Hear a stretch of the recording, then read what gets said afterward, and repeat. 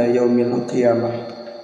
اللهم صل وسلم وبارك على سيدنا وحبيبنا وشافينا وكريمنا ونبينا ومولانا محمد. Amma ba'du. Ikhwan fillah yang dirahmati Allah Subhanahu wa taala, dalam kesempatan kali ini semoga kita semua diberikan kesehatan, keselamatan dari Allah Subhanahu wa taala serta keberkahan di dalam kehidupan menjalankan hari-hari, menjalankan aktivitas kita, dan semoga kita semua diberikan kelancaran wabil khusus untuk mencari nafkah demi menjalankan syariah agama. Ikhwan fillah yang dirahmati Allah Subhanahu wa taala, dalam kali ini alhamdulillah bertepatan dengan tanggal 4 Maulid Nabi Muhammad sallallahu alaihi wa alihi wasallam, yang mana di sini saya akan menerangkan tentang larangan tidur dalam 3 waktu yang dicatat di dalam beberapa kitab. Sebelum saya melanjutkan pembahasan ini, mohon dukungannya dan untuk mengembangkan channel ABM TV ini, subscribe dan klik serta tombol lonceng di bawah ini, dan insya Allah akan menjadi pahala bagi kita semua, serta sebarkanlah ilmu-ilmu agama supaya menjadi ilmu atau amal yang disebut amal jariah.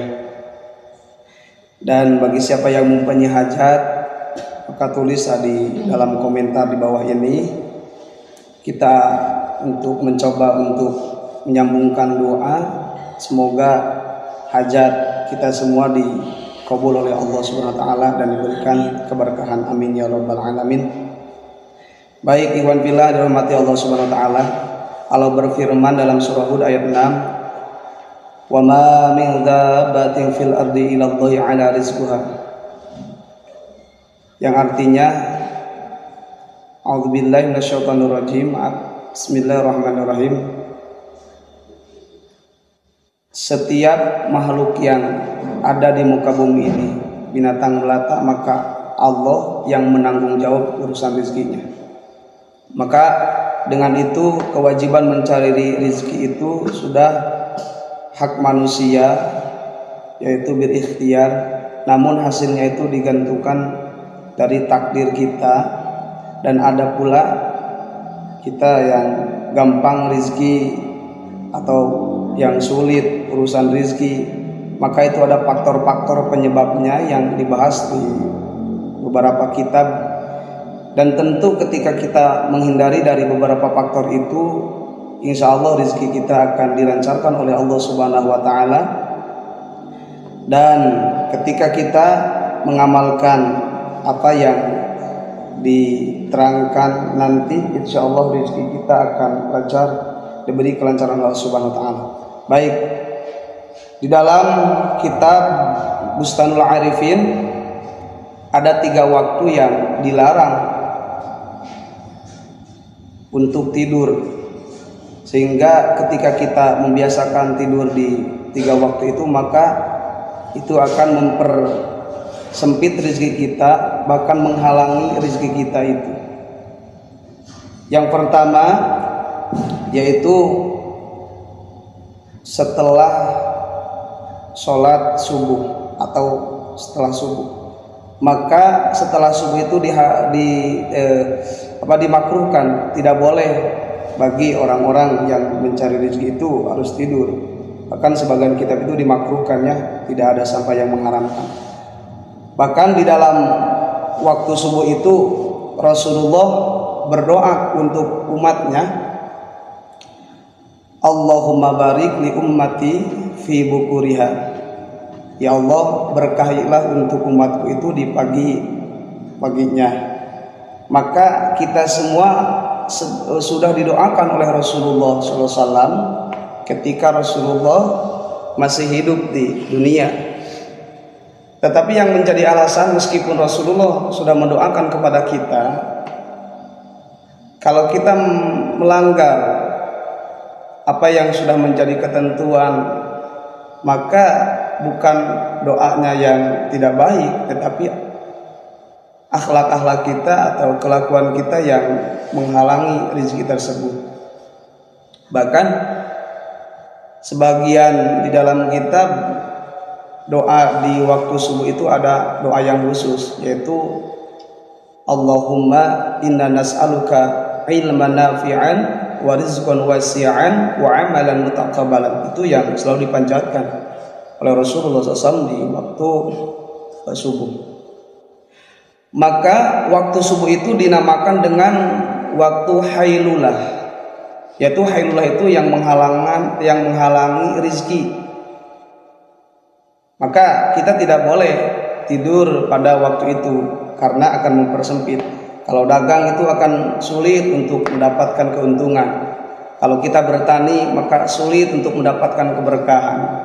Maka ketika kita sulit, maka akan timbul masalah-masalah ketika kurang dalam perekonomian.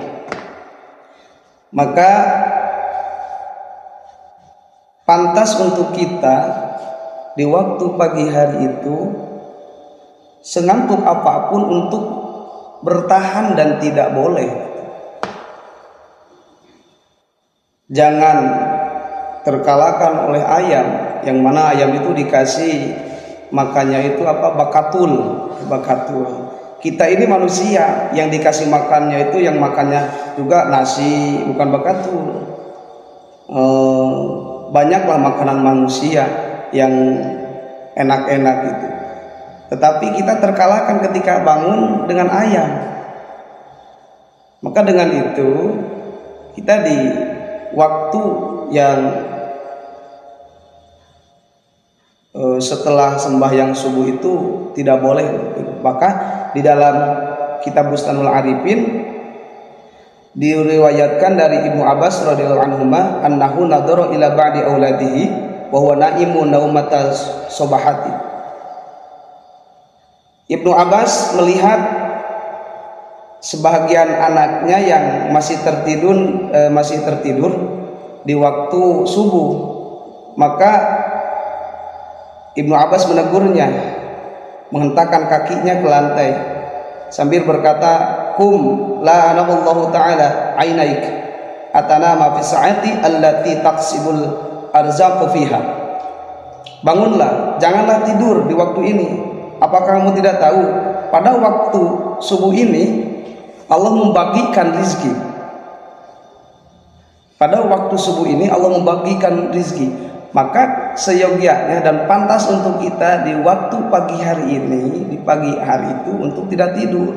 Alangkah baiknya apalah aktivitas supaya kita tidak tidur, baca Al-Quran atau aktivitas-aktivitas yang lain supaya kita tidak tidur pada waktu itu. Karena benar kata Ibnu Abbas, rizki itu dibagikan di waktu pagi hari, yaitu waktu subuh. Maka doa yang paling diijabah oleh Allah Subhanahu wa taala itu diantaranya waktu subuh. Karena waktu subuh itu disaksikan oleh malaikat-malaikat dan malaikat yang mengamininya. Maka untuk kita jagalah jangan sampai kita tidur di waktu tersebut. Dan yang kedua, waktu setelah sembahyang asar menjelang maghrib itu tidak boleh untuk tidur. Karena di waktu itu ketika kita tidur akan mengundang beberapa penyakit yang dinamakan waktu itu ailulah. Yaitu ailulah itu kata dari illatun, itu artinya penyakit. Maka orang yang tidur di waktu setelah asar menjelang maghrib, maka itu akan mengundang beberapa penyakit. Bahkan ada hadis, ketika kalian tidur setelah asar kemudian akal kalian itu digilakan, maka jangan pernah mencaci orang lain terkecuali hanya mencaci diri sendiri. Maka kalau kita tidur setelah asar, bangun maghrib, akal kita itu kalau bangun serasa di pagi hari, maka itulah tanda-tandanya. Dan di waktu asar itu mengundang penyakit serta menambah kemalasan. Ketika kita malas untuk bekerja, beraktivitas, maka masalah-masalah akan tiba, wabil khusus masalah perekonomian. Maka alangkah baiknya untuk kita mempertahankan di waktu itu untuk tidak tidur, karena di waktu itu Allah dan Rasulullah melarang, bahkan dimakruhkan ya di waktu itu. Dan yang ketiga, waktu yang dilarang tidur itu bahkan hukumnya adalah makruh, yaitu setelah maghrib menjelang isya. Itu tidak boleh. Sebaik mungkin itu digunakan untuk kebaikan-kebaikan, berdoa, bersembahyang, salat awabin atau ihya'u isya'ini, boleh di situ, daripada kita tidur. Karena di waktu itu waktu yang sangat baik. Bahkan dalam kitab Minhajul Muta'allimin, waktu yang baik itu diantaranya untuk ilmu itu bukan rezeki, dan kalau untuk pekerja itu rezeki, itu setelah maghrib menjelang isya dan di waktu subuh. Maka alangkah baiknya untuk kita semua memperhatikan di dalam waktu itu, sehingga di dalam kitab ini dijelaskan an-naumu salah satu khulqun wa kharaqun wa hamakun. Jadi ada 3 yang tadi saya sebutkan, itu nama-namanya.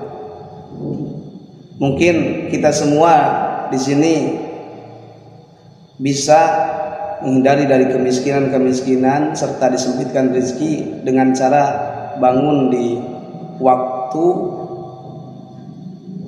yang tadi saya sebutkan, dan menahan diri kita supaya kita tidak tidur di waktu itu, karena itulah penyebab rezeki susah untuk kita. Maka dalam kesempatan ini ayo kita amalkan dan kita jaga pada 3 waktu itu, supaya kita tidak keenakan menjalankan kebiasaan yang sangat luar biasa, dilarang karena ada hikmah dan sesuatu yang berkaitan dengan rezeki kita. Mungkin itu saja yang bisa saya sampaikan, semoga bermanfaat, dan dukung channel ABM TV, semoga berkah, dan angkat tangan untuk menekan tombol like, subscribe, and share. Semoga video ini bermanfaat bagi umat muslim. Wabillahi hidayah wa taufik. Wassalamualaikum warahmatullahi wabarakatuh.